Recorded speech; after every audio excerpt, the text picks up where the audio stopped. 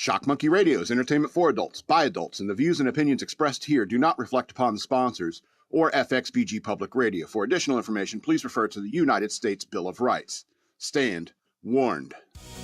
Tune to madness down the rage. Green is frozen. The world's a jungle stage by stage. Tell me when it comes back in. Shock Monkey Radio. Feel the static, let it go. Monkey Radio. Twist it down and lose control.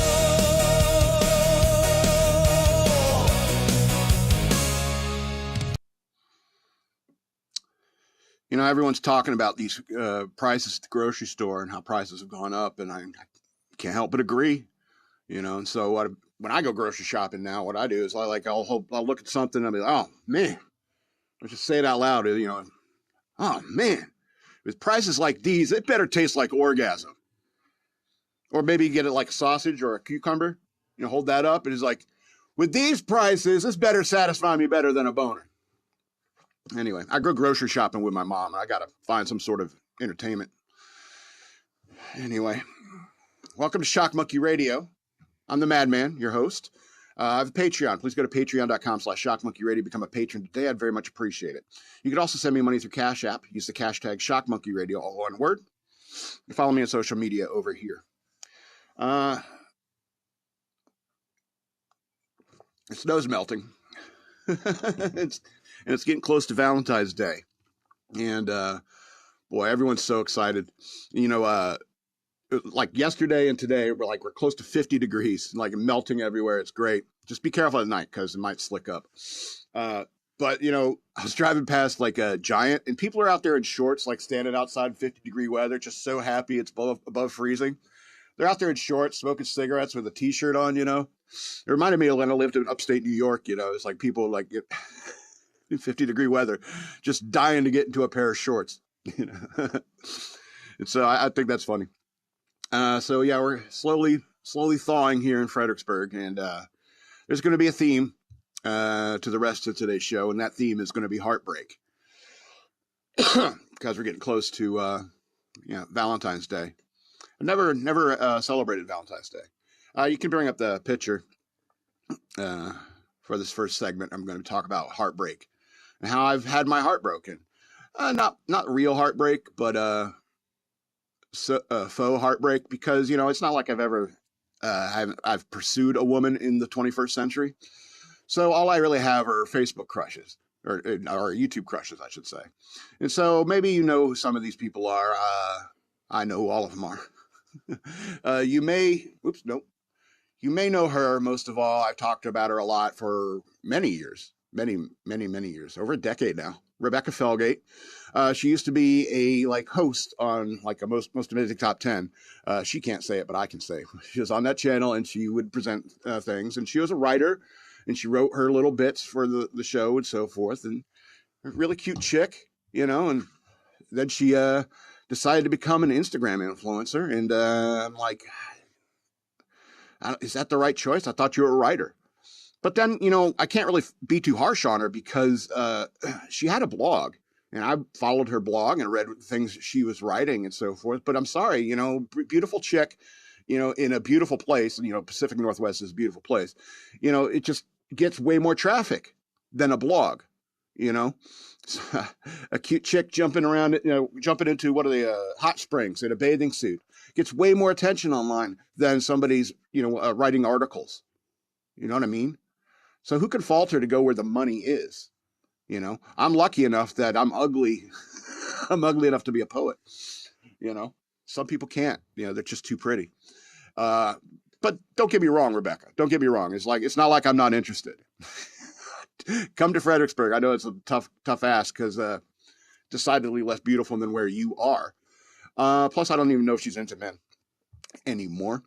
But, you know, regardless, I'm the idiot that thinks I can fix her. All right, let's talk about Ashley St. Clair. You know who that is? Does anyone know who she is? I do. I saw her a couple of times on Timcast, on Tim Pool's show, and I was like, damn, she's smoking hot. and kind of smart and moral and stuff. And next thing I know, she's banging Elon Musk, having his kid. And every news article about her now is about how she is a scorned lover of Elon Musk who has his love child. And you're just like, at the end of the day, are you just a gold digger? All of you? At the end of the day, are you all just gold diggers?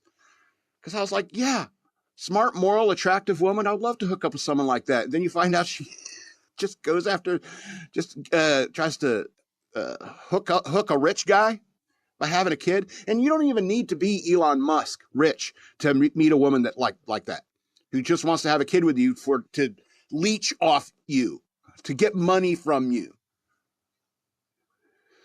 You'd think she was a conservative. This is the most recent gossip that's going on in the conservative circles. That's Sarah Stock.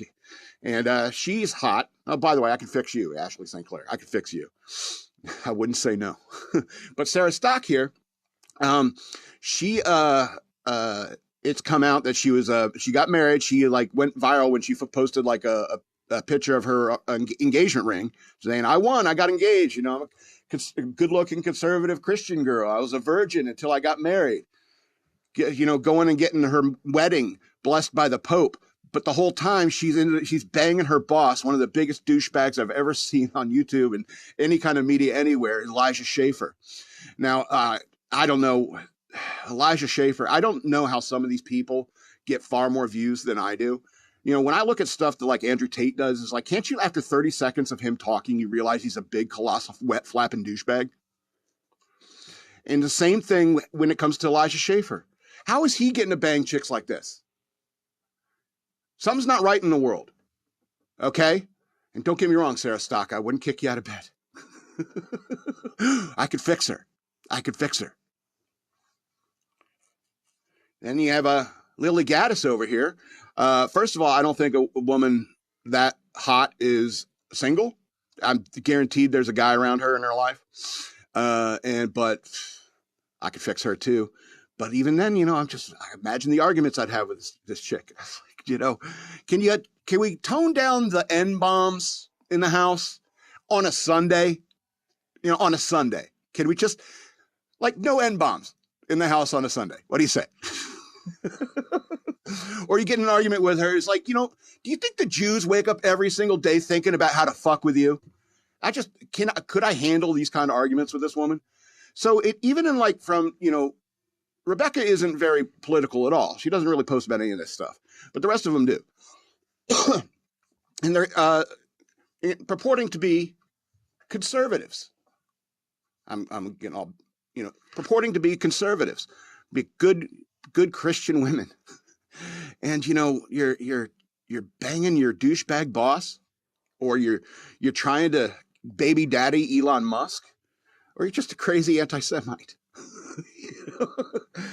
And it's like, this is why I only crush on YouTube people. Why I'll go after real people, because real people are just as much of a nightmare as these people, because these are real people.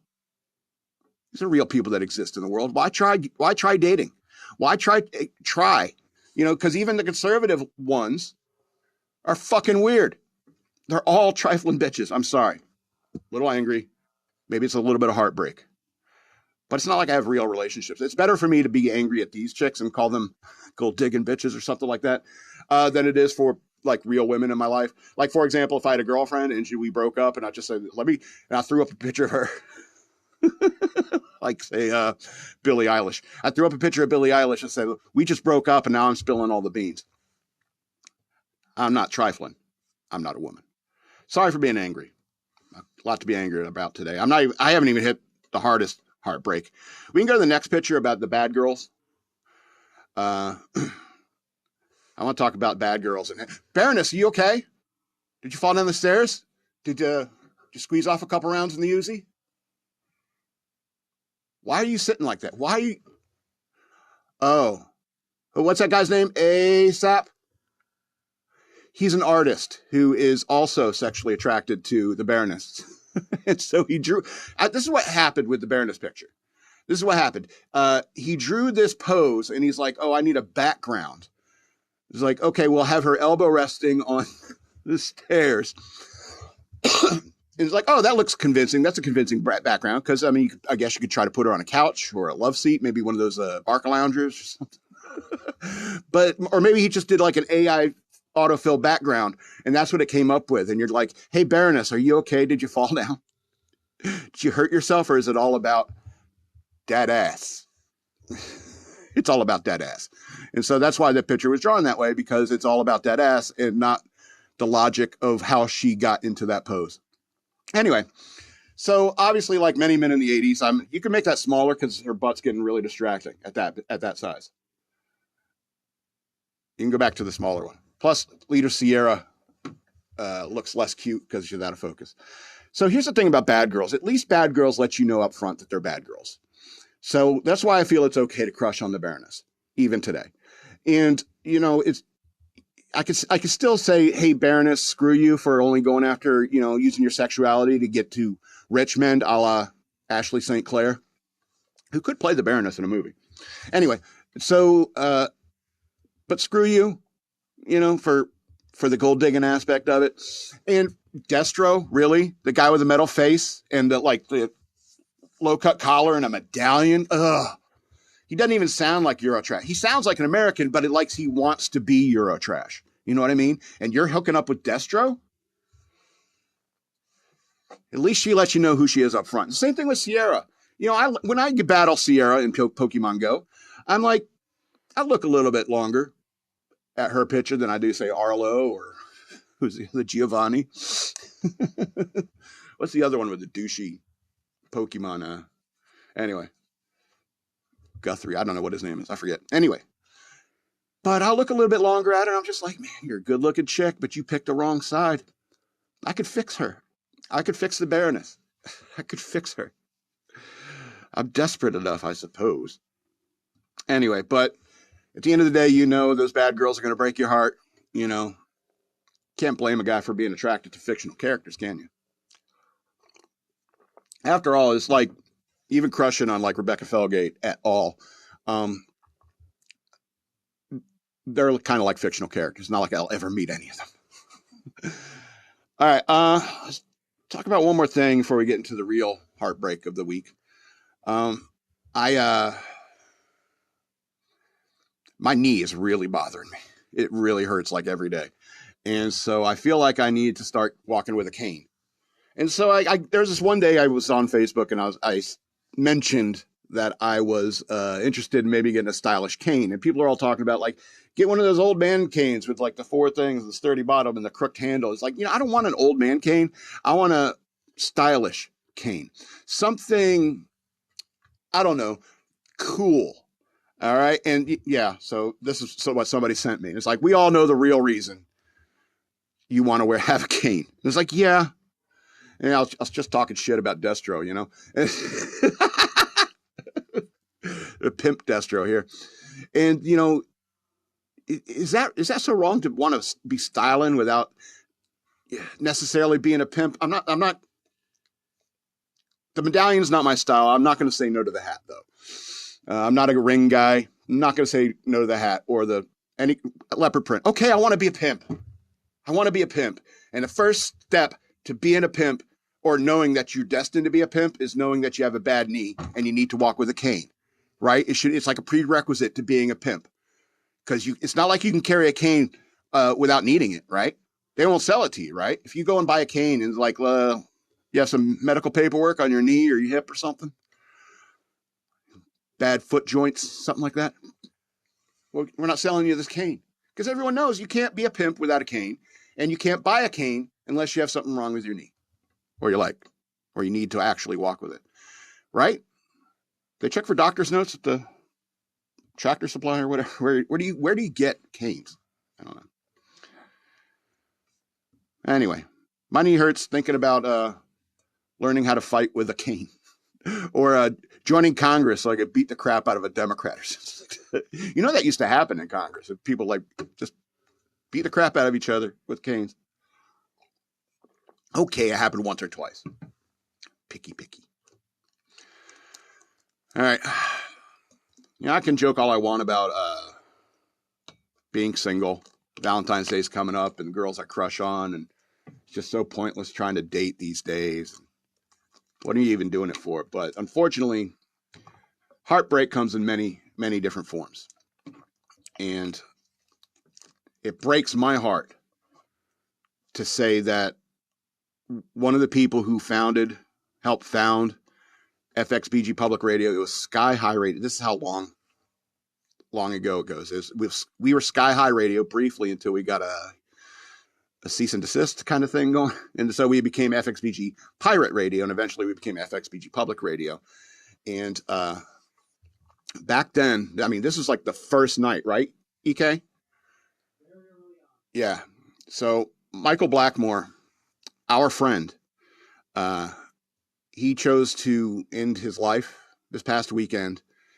And sadness hangs with me for a while, but anger really hangs on. And I don't want to hurt anyone's feelings here, but I'm kind of angry at him. And I remember when, after I tried to end my own life, people were angry at me, and I kind of understood it. I really did, because I didn't know how many people's lives it touched. And when I think about how many more lives Mike touched in comparison to me, and in the wake of his death, you know, what I've been seeing on Facebook is people I went to high school with saying they're going to fly back home because they knew you. And I knew them, you knew them, and I didn't know that we all knew each other. So I'm going to see people I didn't know knew you. And it's crazy to me how many lives you've touched. And you're kind of as abrasive as I am. And but you genuinely loved people. I knew that about him. I knew he had this dark side to him, and we had conversations because at that time, it had been like a year or two after I had tried to end my own life. And I've had conversations with him about that. And I just wish that he knew that he could have called and talked to me about any of this stuff at any time. And people may make fun of me about my outro, like Madman Loves You All and all that. It's like, oh, I don't even know you, dude. You know what? You love me, weirdo. You know, the reason why I do that is because I want the last thing that Mike to hear of my voice is that I love him. Because I do love him. I did and do love him. And I'm always good in these terms, friends. If you're ever considering hurting yourself or making a permanent decision, please feel free to call me. And I understand I may not be as approachable as other people, and maybe, you know, it's like if I walk through a room and it's like, hey, is that the madman, the one that loves us all? And I'm, hi, see you later. And just keep going, lock myself in the room. It's like, I thought he loved us all. He's quite antisocial. I get it. Maybe I'm not easy to talk to, but there's always somebody you can talk to. I just looked it up right now. It's a 988. It's a suicide and crisis hotline. Please talk to somebody about it before you make a horrible decision that's going to touch so many people's lives and hurt your friends. And like I said, I hold on to the anger a little longer than the sadness. And I'm just like, you know, Mike, you killed my friend. And that really pisses me off. And we are both writers. We both kind of understood each other. And it kind of pisses me off that you hurt my friend.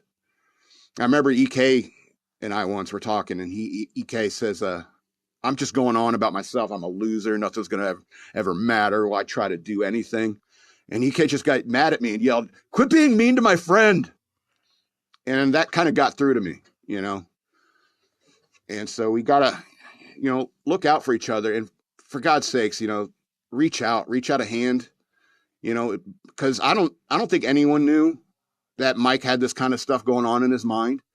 He was very closed off about these kinds of things, about how he felt.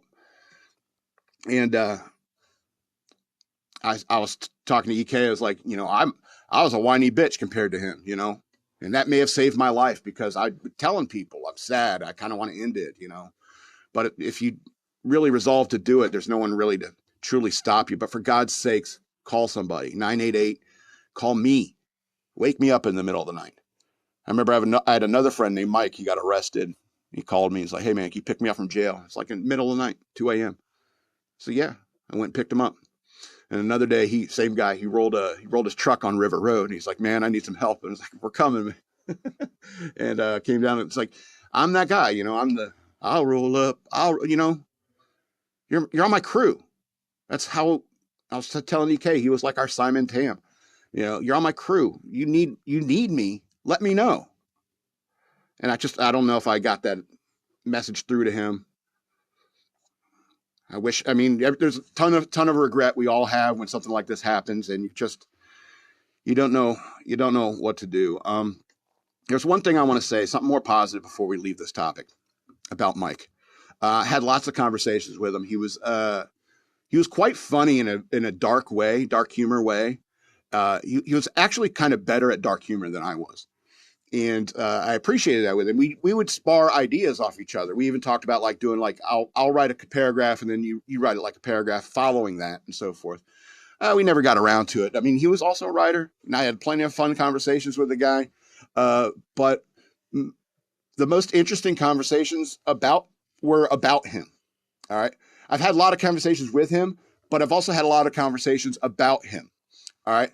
For example, this is like a run-of-the-mill average conversation about Blackmore I've had. Hey, how you doing?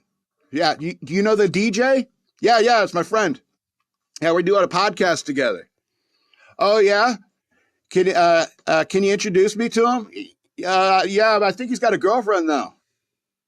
Oh, okay. Can you introduce me to him anyway? Yeah, I think his girlfriend's going to be here like any minute. I'm single. Yeah, can you introduce me to him anyway? Yeah. Mostly how it went. He was a good looking dude. Chicks liked him. I understand. And that's what kind of I think is kind of odd about this is like I thought that guy had it all,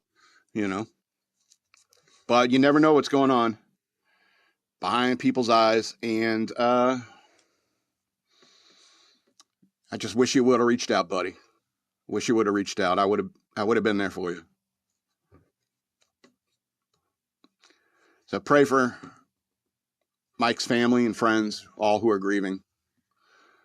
And I want to leave this depressing ass subject. Let's do a movie review.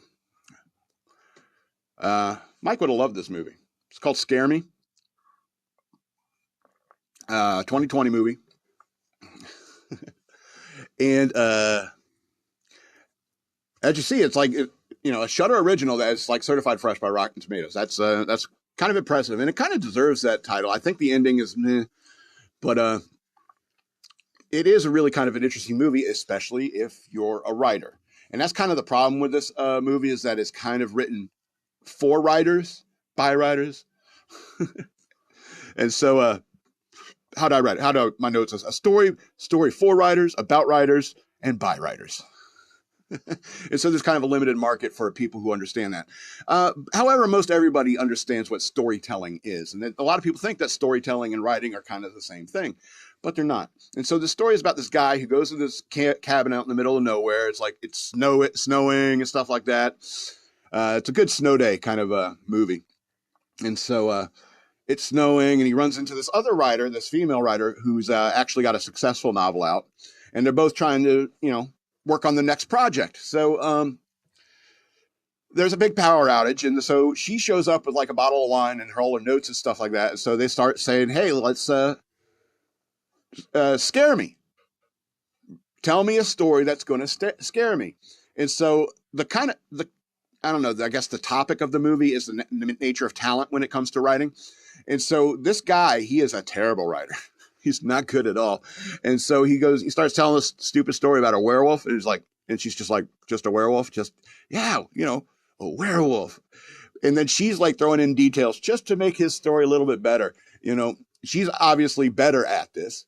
And so they start telling these scary tales, and she's clearly got an edge, right? She's clearly the better storyteller. And so they're telling these stories back and forth, and they're using funny voices for the characters, and they're acting them out in shadows and stuff like that. it's fun. It's what a bunch of like a couple of writers would do with the power's out, you're snowed in, and all you got is a bunch of wine and frozen pizzas or something like that. You know? And I like that kind of stuff because, I mean, I would love to be snowed in with somebody who wanted to do something like that. Because usually when you're snowed in, it's like everyone just wants to do their own thing, you know? Nah, let's get drunk and in the dark, tell scary stories, try to scare each other. Or better yet, like build on the story together. Anyway, that's called role-playing, I suppose. Yeah, that's role-playing games. Who wants to get snowed in with me and play role-playing games? Anyway, I don't want to get to the third act because I think it was, but I don't know exactly where you're going to go with that story anyway. I don't know. I guess it would have been cool if like the werewolf showed up and it was just a simple werewolf. They had these all like convoluted stories. Like they ordered a pizza and the pizza guy decided to stay with them and like chip in on the stories. It's kind of funny in that way. It's almost like a dramedy that all of a sudden becomes a horror movie at the end, and you're like, what? It was so good for a long time, and then anyway. So Scare Me 2020 film, 10 of 13 stars. Not everyone is a storyteller, and this movie is about that very fact. So a certain section of all audiences will not get it because a lot of people think like writing and storytelling is real easy. All you got to do is like think of a werewolf. Think of it scary. Werewolf. Get it? A werewolf. It's like, ooh, the claw is coming for you. All right, let's get into the news worth knowing and very slowly bring the joy back into our lives. All right. Nancy Guthrie disappearance. So this chick's got to be dead by now, right? I don't want to be mean about it, but didn't she need medication or something? So let's hit the bullet points. Say again? She had a pacemaker. Yeah, she had a pacemaker? Okay. Huh? She had a pacemaker that was connected digitally to a monitoring service that turned off shortly after she disappeared. So high likelihood? Yeah, I think the assumption has been that she's not. I think that because of the way, we'll get into the details. All right, Wednesday morning, a man was detained in connection to her disappearance. Nancy Guthrie's disappearance released without charges. Pima County Sheriff's Department announced Tuesday deputies had detained a subject during the traffic stop south of Tucson and was questioning the subject in connection to Guthrie investigation. Authorities have not yet officially named a suspect or person of interest.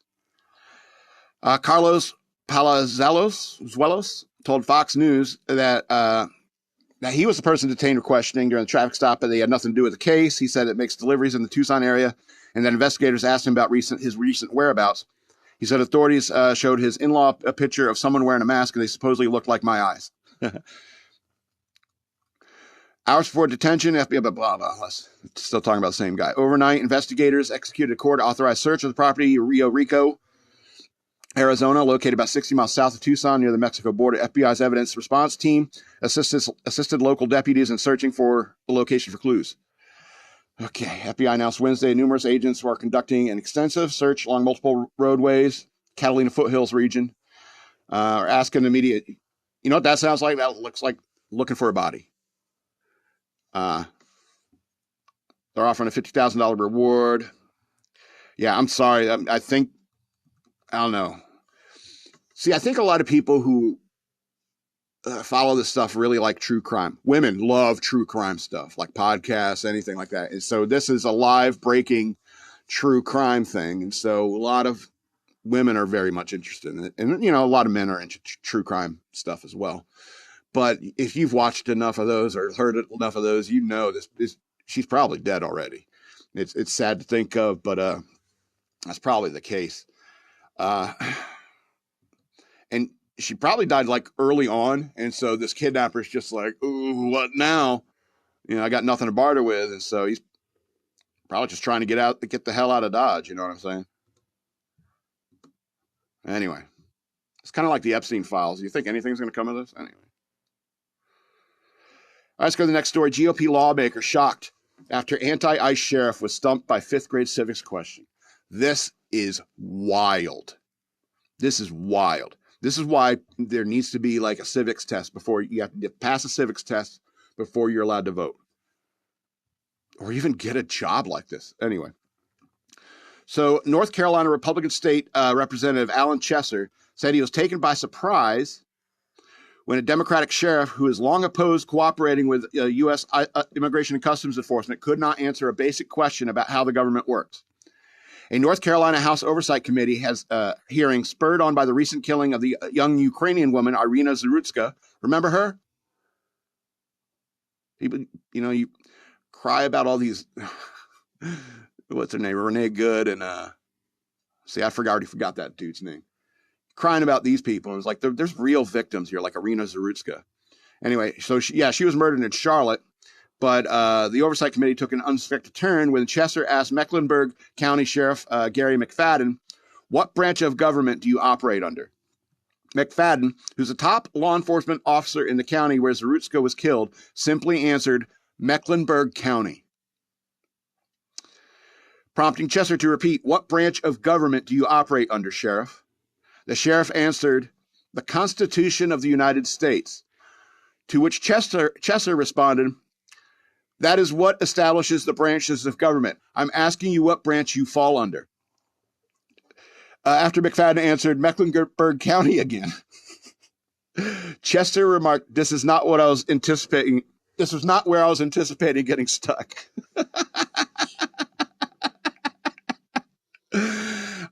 Are you aware of how many branches of government there are? The sheriff quickly shot back, "No." After a long pause, Chesser continued, for the sake of debate, let's say there are three branches of government: legislative, executive, and judicial. Of those three, which do you fall under? The sheriff answered, "I believe I fall under the last one, judicial." "You're incorrect, sir. You fall under executive," Chesser said.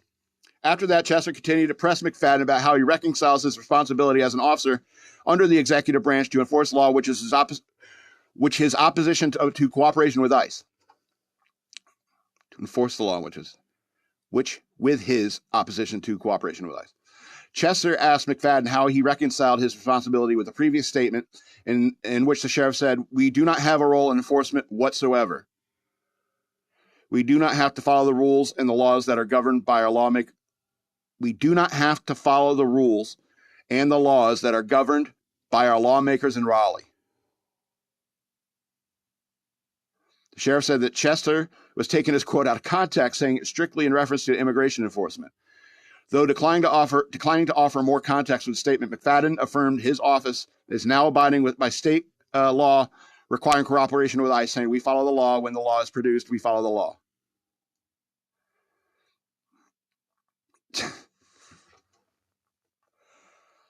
It's a competence crisis. Everyone's an idiot now. I was just thinking the other day, the world is full of so many more interesting people back before smartphones. The internet was okay when it's just like at your home, but now everyone has smartphones everywhere, and everyone's an idiot. Everyone's an idiot. The most senior law enforcement guy. See, I'm brain farting and I'm insulting him. He doesn't know what branch he works under. When presented with three options, let's pretend there's three. Which one are you? Even with those three options, he chose wrong on a multiple choice. That's what Chesser was talking about. It's like, I didn't anticipate that. This is where I'd get hung up. Okay. And this is what I mean. It's like these people are idiots. These people, these anti-ICE people, are morons. They don't even know what ICE does. They don't even understand how government works. They don't understand how laws are enforced. And that's the whole thing with the Democrat Party. That's the whole thing with liberal media, is that they prey on the fact that you're fucking stupid. Now, all you care about is what you're watching on your phone, what's going on in your life, and you don't have time to actually read a news article or read multiple sources of information on a topic before you make an opinion. You just say, what am I supposed to hate today? Trump and conservatives. Been at that for a while. Anyway. A decade. All right, let's go to the next story. GOP House candidate it's North Carolina again, admits she's actually a progressive in viral video, telling people the truth. A video is going viral of a congressional candidate in North Carolina admitting that she's truly a progressive, even though she is running as a Republican. Are you trying to trick people? Katie Barr, who is running in North Carolina's 14th congressional district, was asked on a podcast called The Hometown Holler. If you go to the campaign website, above the fold, as they like to call it, I'm not a real Republican. Like, I am telling people the truth. I knock on the door and say, I'm running in the Republican primary, but I'm not a Republican. I'm a progressive. Barr responded, I can't claim a Democrat anymore. Interesting statement right there. Above the fold. Do kids today even know what that means? The top part of the front page of the newspaper? Anyway. Above the fold. She added her goals was not to pull a fast one, claiming she's just being dead honest with people about what I would do if I would win. On November 6th, Barr filed paperwork to challenge incumbent Representative Tim Moore, Republican from North Carolina, to represent the state's 14th congressional district. Barr states on her website's homepage that she is running as a Republican because it's the only way to kick these corrupt cowards out of office. She claims that Republicans have rigged the maps to ensure that they will come out the victors every time. The general election has already been decided, so the primary is only competition for this job, Barr's website explains. Barr reiterated that she has been honest about who she is and so she plans to govern from the start in a statement to Fox News Digital. Tim Moore is terrible for the voters of District 14, she continued. He's getting rich off his position while voters struggle, and Tim rigged the district to make sure he'd stay in office despite it all. That's wrong. I'm running so voters have a real choice. While Barr has faced criticism online over her maneuver, with critics calling the move cheating or describing it as shameful, at least one conservative critic doesn't think it is a big deal, as some are making it out to be. Quote, I hate to burst the outrage bubble, but she's not making a big secret out of this. It's her whole shtick and is front and center in the campaign website, said Second Amendment activist Cam Edwards on X in response to the viral video of Barr. And I agree with that take. First of all, if you're a Democrat and you're reasonable, all right, where can you go? I mean, I'm like, come on up to the house. Come on up to the house. You know, you can definitely be a Republican, run as a Republican, because even in a primary, you're facing other Republican challengers. And if your constituency is more conservative than you are, then you won't get elected. I mean, that's fine with me. But if you're a Democrat and you're like, do I run against all these crazy people? Because there's no way I'm going to out crazy them. Or do I call myself a Republican, be honest about my progressive nature, even though I have an R next to my name? Because where do you got to go? You go be independent. They never win anything. Rarely do the independents win. So I understand that there are probably reasonable Democrats out there. Not saying that this chick is reasonable. She's a Democrat. You're still a Democrat. You're still progressive. You're dumb. You need to be conservative to be a conservative. Because that's why there's a difference between Republican and conservative. It's a different thing. You know, and so I don't see why not. Why not? It's not like she's lying. It's not like she's hiding it. Why not? It's North Carolina after all. I can't believe these southern states have how blue they're getting. Ugh. All right. I don't care much about the Olympics. I will say this about the Olympics. The morning of the curling, like I got a bunch of activity. I got notifications, a bunch of activity on my video. Curling is boring. I did like 6 years ago. When was the last Winter Olympics? 8 years ago? 4 years ago? Yeah. So, I mean, I was like, what the hell? Why is this video blowing up all of a sudden? I come upstairs and my parents are watching the Olympics and it's curling. It's like, oh, there's a bunch of people in the world going, man, curling is boring, and typing it into YouTube, coming up into my video. Anyway, let's talk about this crazy liberal chick that made me laugh. American Olympic medalist fires direct message at critics. They hate to see two woke bitches winning. Glenn posted photos of herself and Elisa Liu. Excuse me. Okay, so American figure skater Amber Glenn fired back at critics on Tuesday following her gold medal victory in the team event at the Winter Olympics. Glenn, who said she was taking a social media break because of the hate comments after criticizing President Donald Trump's administration, returned to TikTok with photos of herself and Elisa Liu, She directed her caption to those who apparently came after her. She's kind of cute, huh? Quote, they hate to see two woke bitches winning, Glenn wrote. She went on to say, if woke means people who use their platforms to advocate for marginalized communities in the country where they are actively representing, then yeah, sure? Question mark. I'm Ron Burgundy. Glenn ripped the Trump administration in a pre-Olympics press conference last week, saying it had been a hard time for her and the members of the LGBT community. It was one of those handful of remarks that U.S. athletes made in the lead up to the Winter Games. Quote, it's been a hard time for the LGBT community overall in this administration. She said to USA Today, it isn't the first time that we had to come together as a community and try to fight for human rights. And now especially, it's not just affecting the queer community and many other communities. I think that we'd be able to support each other in a way that we didn't have before, blah, blah, blah, blah. We're strong and awesome. We're two woke bitches winning. Here's the thing. I agree with Trump's take. It's like you shouldn't badmouth the U.S. in front of other nations. You can save that for home. And after all, the other nations can see what we're saying about each other here. So they know what's going on. You don't need to bring it to the Olympics. Instead, go out there and do your best, which you did. You won the gold, my friend. You won the gold. And I don't care if you're gay or anything like that. You won a gold medal for our country. Congratulations. And I would rather you express your opinion after you get the gold medal. Because after all, once you get a gold medal, talk to the gold medal. Then I think you have some bragging rights. And so that's why I thought that this story made me laugh. It's like, I agree with the fact that you have the right to your incredibly wrong opinion. But definitely wait until after you win a gold to start spouting off at the mouth. That's my suggestion. And seeing your quote made me laugh. You won a gold medal. Who are we to argue with that? I mean, you have bragging rights. It's like when Michael Phelps got caught smoking pot. And I'm just like, who cares? How many gold medals do you got to win to say, okay, we don't care that you're smoking pot? You know how much you got to train? Do you know how much training these people do to get to that level?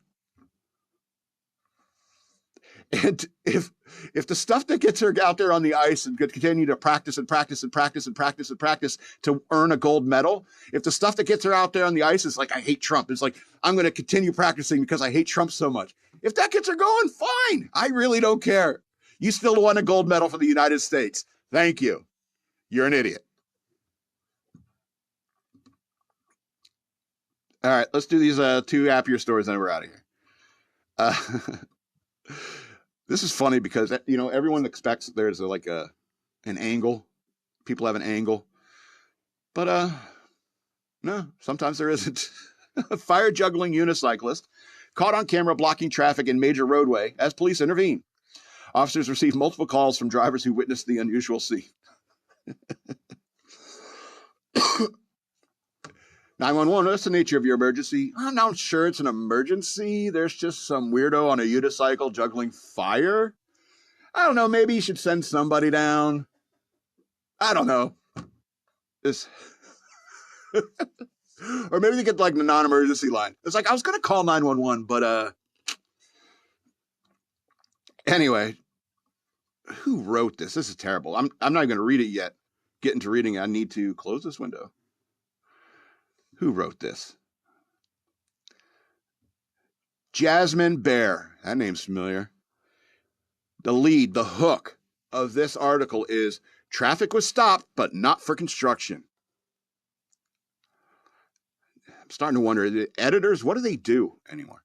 Anyway, so police in Commerce City, Colorado say they were just as surprised as motorists this week after a fire juggling unicyclist turned a busy intersection into an impromptu street performance.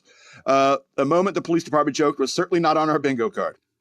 The Commerce City Police Department shared drone footage and photos of the unusual scene after receiving multiple calls from drivers who encountered the man juggling flaming torches while riding a unicycle in traffic near US 85 and 60th Avenue. The quote, this post was certainly not on our bingo card, yet here we are, the department wrote in a social media post. The intersection of US 85 and 60th isn't exactly a Las Vegas Strip. Or is it? Ellipses, or is it? According to police, the performer rode through the median and the crosswalk while traffic was waiting at the light, drawing both attention and concern from motorists. We got numerous calls the other day with drivers were treated to a little stoplight entertainment courtesy of this fire-juggling unicyclist. Officers captured the scene using a drone, which showed the man balancing on the unicycle with flames flickering just feet from passing vehicles while acknowledging the skill involved, saying it was quite good. Police made clear that the stunt crossed a legal line. Drone caught this act, which was both quite good and quite illegal. The department wrote, citing trespassing in the median and impeding traffic by failing to clear the crosswalk in time. Police say they regularly conduct enforcement efforts at the intersection to ensure pedestrians selling wares or services are not interfering with traffic, noting that reports like this are rare. Every weekend there's some new unicyclist juggling fire downtown. Anyway. Nope. We don't often get reports like this anymore. Well, to be fair, we have never gotten a report quite like this one. The department, so I guess it's like active vendors and stuff like that, the area. The department ended its message in a lighthearted note, still reminding the public that juggling fire and traffic is not encouraged. So let's all take a moment to appreciate the man's talents, police wrote before adding, then all agree that we aren't going to do stuff like this. Okay. You know, with all these like people protesting and stuff like that, or like blocking traffic and stuff, you know, we have this political point to get across. And this guy's out there just messing with people for the love of the game. You know, God bless those pure souls out there. You know what I mean? Well, I got this unicycle and these flaming torches. What am I going to do today? Can't let this investment go to waste. All those classes. You know how many times I fell off this damn thing? Get it straight? You know how many times I singed my eyebrows? Got to get a return on investment. All right, I'm starting to cheer up. Let's do this last one. Flight passenger mistakenly boards wrong plane, lands in surprising country after many hours. Clueless traveler realized mistake midair when asking why Houston trip was taking so long. Oh, man. All right. United Airlines passenger ended up in a different country after accidentally boarding the wrong flight. The passenger was headed from Los Angeles to Managua, Nicaragua. Sounds like a song. With a layover in Houston, but ended up in Tokyo, according to multiple reports. Oh my God. It's like 4 times as long of plane ride. Oh my God. United Airlines spokesperson confirmed the incident to Fox News Digital. We followed up with the report to understand how this happened. I reached out directly to the customer to apologize for his experience and offer travel credits and reimbursement. We always advise customers to monitor the signs at the gate and boarding announcements to make sure the aircraft they board are going to their intended destination, they added. A passenger reportedly realized mid-flight that he or she, or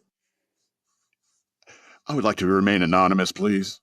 Don't even use my gender. It's going to make that gender look stupid. Okay, so he realized mid-flight he was on the wrong flight and asked, that's flight used 3 times right there, and asked the flight attendant why the trip to Houston was taking 6 hours rather than just over 3 hours. The person landed in Haneda Airport in Tokyo, Japan, and stayed at a hotel for 2 nights, while United sorted out a travel itinerary to his original destination. That's kind of nice, huh? 2 nights in Tokyo? Better than 1 night in Bangkok. So, sorry, couldn't resist. The airline allegedly offered $300 travel credit as an apology, but later offered $1,000 travel credits. The blog View from the Wing reported. Reddit user View from the Wing. There's something on the wing. The Reddit user posted in the mishap in r/United Airlines forum, sparking debate about users. Yeah, if by 6 hours you haven't arrived in Houston, something's wrong. I'd love to go to Japan by mistake. Yeah. So, I mean, obviously, you know, it'd be nice to surprisingly end up in Tokyo and get 2 days in Tokyo and be like, wow, this is a beautiful and clean city. I wonder why. Lots of Japanese people here. Mostly Japanese people here. They're ethnically and culturally homogenous. Very little crime. It's like when Lady Gaga went and complained about ICE in Japan. It's like, immigration in Japan is insane. I mean, we are cuddly compared to most every other country's immigration, by the way they treat immigrants. Okay. We are warm and cuddly, the United States, by comparison. Anyway, this is going to be the end of the show. I want to remind you again that I have a Patreon. Go to patreon.com/shockmonkeyradio. Become a patron today. I'd very much appreciate it. You can also send me money through Cash App. Use the hashtag shockmonkeyradio, all one word. I'd appreciate that. Follow me on social media over here at DNALETSAW. That's the word Wasteland spelled backwards on the Twitters. At SLRoberts13 on the Instagram, and Shock Monkey Radio Redux on Facebook. And if you're on Facebook watching the live show, I keep bumping this thing, but I was concerned about it last week, but it doesn't really matter. Kay's a master at this stuff. And so, if you're watching on Shock Monkey Radio Redux on the Facebook, just know that there's a higher quality video on YouTube, and you can subscribe there. Like, share, and subscribe to videos, please. Get my name out more. This has been Shock Monkey Radio. I'm the Madman, and I love you. The madman loves you all, from the big to the small. He loves you from afar, no matter who you are. The madman loves you all.